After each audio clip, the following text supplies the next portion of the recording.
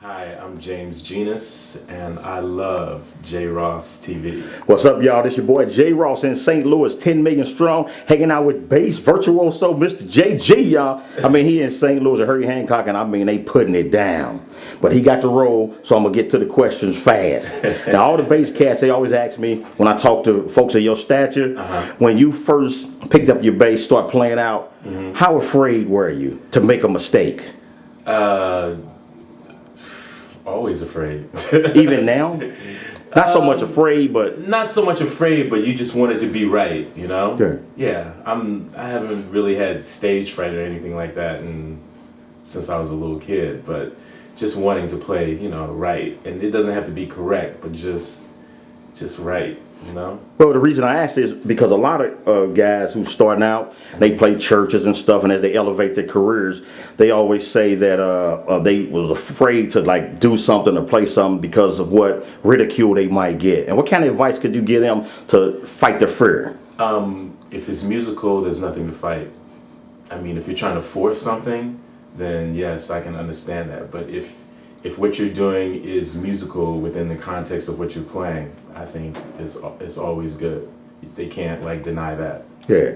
Yeah. Okay, now when you growing up as a child, I mean, well, you start off as a child, and you're a grown man now, but you're playing. And as you came up through the ranks in your career, some of the pitfalls, did you lose like playing softball, playing football, and Yeah. with practicing? Baseball, basketball, football.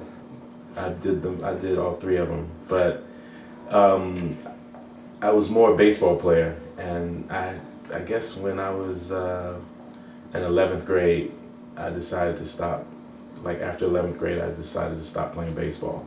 Was it because of music? Yeah, I mean, I wanted to concentrate on music, and then it was either or, and injuring my hands and because I used to catch, so getting Right. spiked and all that other kind of stuff. So I decided it was like music, art, because I wanted to be a cartoonist. So I haven't drawn in years, but Yeah. at that time I could draw really good. Still can, but need to practice. But and something in engineering. I wanted to be an architect, something like that. But I think around 10th, 11th grade, I decided to just music. Now, do a lot of your creativity come out of your drawing and all the other stuff out of your background? Through everything. I don't know if you know, but I'm from Hampton, Virginia. Right. So I grew up with all the Wootons. Right. Carter, Beaufort, who plays with Dave Matthews. Band, yeah. It was just a bunch of us in this area at one particular time, and then we just broke out. O'Teal was Oh, there. yeah. So all of us were like growing up and playing together. Each one had their own gigs. We were checking each other out. We were jamming all the time. We used to jam over the Wooten's house like all the time. Right. Wee hours of the morning. So that was inspiration, and for music for myself, because everyone had their own style. They weren't trying. We learned from each other, but everyone had their distinct, own thing, and it was just a lot of music around. So that and art and everything. So do you recommend for guys coming up to play with a multitude of bands, so to speak, in different genres to grow their skills? And It's probably more difficult now to try to do that, to play in different kinds of styles, because I don't know if that's like the norm nowadays. But maybe in some small towns, that's the way it has to be. I don't know. But I think you should listen and check it out. Yeah. Even if you can't play it, at least like go see it, or listen to records. Check out different styles of music. Don't get caught up in one type of genre. I mean, if that's what you want to do, then fine. But if you want to be able to like play with all different types of people and do different kinds of styles, I highly suggest that you go check it out. With the people that are playing it, that you like the way they play it, and check out what they do, or listen to different records and check out different things. so now, what's your recommendations as far as being able to read music? You got to practice that. It's depending on how far you want to go and what you want to do. I always say reading it can't hurt.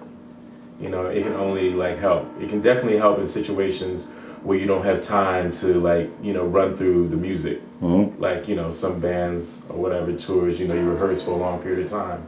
But if you're doing something and somebody says, oh, I need you for this thing right now, you know, right now doesn't have time for you, you know, to wait till you like learn it and try to memorize it, you know, to be able to read it and interpret it is a good thing.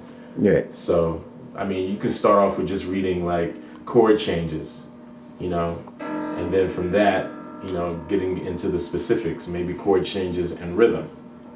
And then from that, you know, then you can take it a little bit further and learn the notes and then hook it together, the notes and the rhythm. But you got to start somewhere, you know. And now, do you find like that the younger guys growing up now and stuff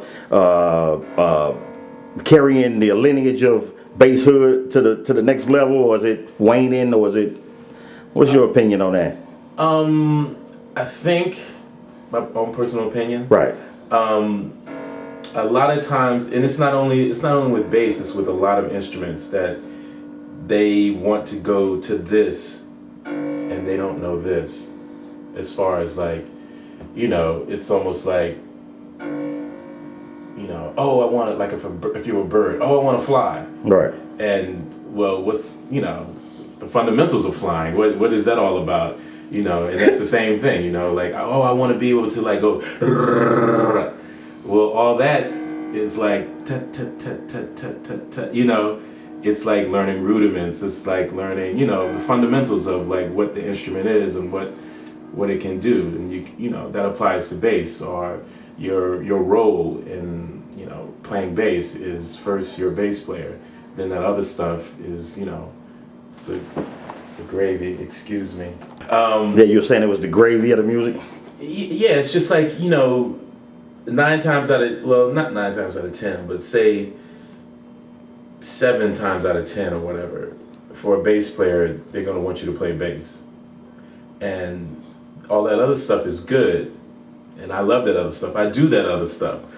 But sometimes, you know, a lot of times you have to be a bass player, and that's a lot of times how you get gigs, is being a bass player. Right.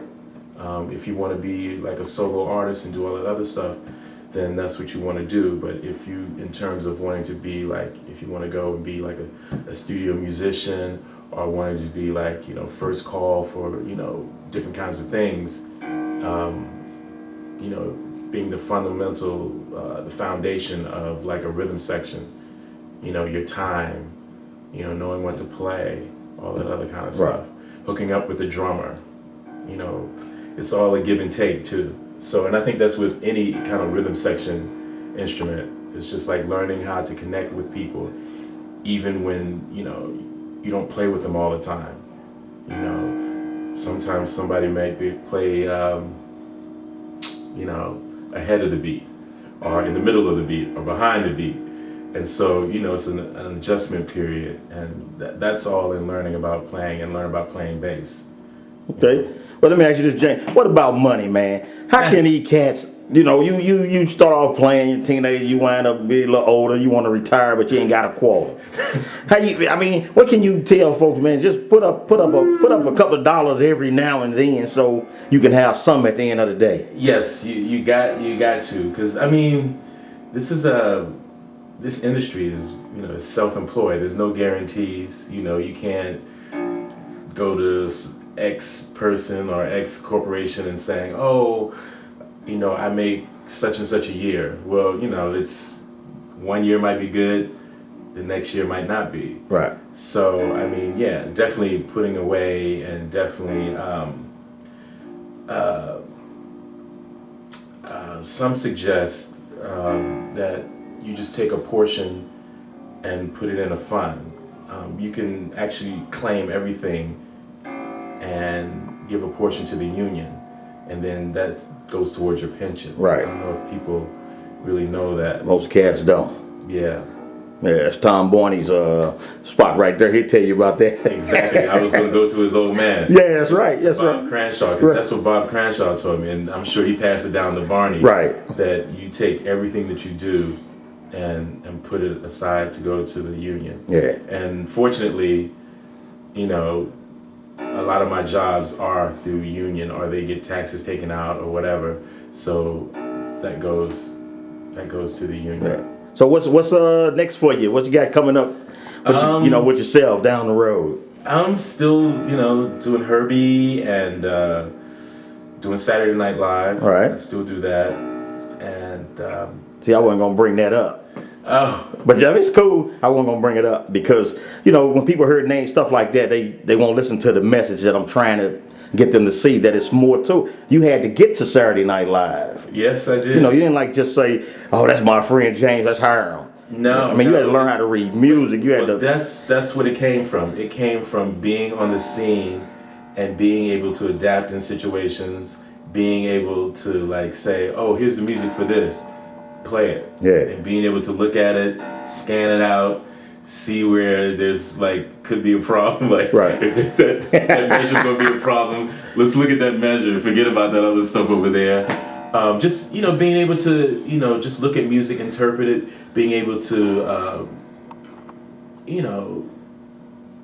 interact in right. different situations, different people, and then that's how that came about, from being on the scene and people knowing that, oh yeah, he can play all styles of music, he can read, he can But you just said something interesting. What came up in your background, and how did you program it into your vocabulary to be able to think on the fly like that? When you say something might be a problem, but you can work your way through. Is that confidence? Yeah, but that and just doing it a lot. When you, from reading music, there's certain things that you just look for. Yeah. And it just comes through practice. It just comes through practice and application. All right, y'all. Hey, y'all, this JG in St. Louis, J Ross TV, 10 million strong. We gonna let him bounce, y'all. He got things to do. And my wife got them hamburgers cooked up. So I'm gonna let him roll, y'all. Hey, give you information on how they can get up with you if you got anything you want to talk about. Well, you don't know? Website is coming. Website is still under construction. What about your Facebook? Facebook is James Genus. You can hit me on Facebook. Twitter, you can hit me on Twitter. And that's spelled Genus. Yes. Because us from the hood, we be spelling it all kind of stuff. Yeah, James Jelly and... yeah. No, I know. Hey, it comes with the territory. All right, y'all, we going to let it roll. J Ross TV, we gone. 10 million strong. Peace.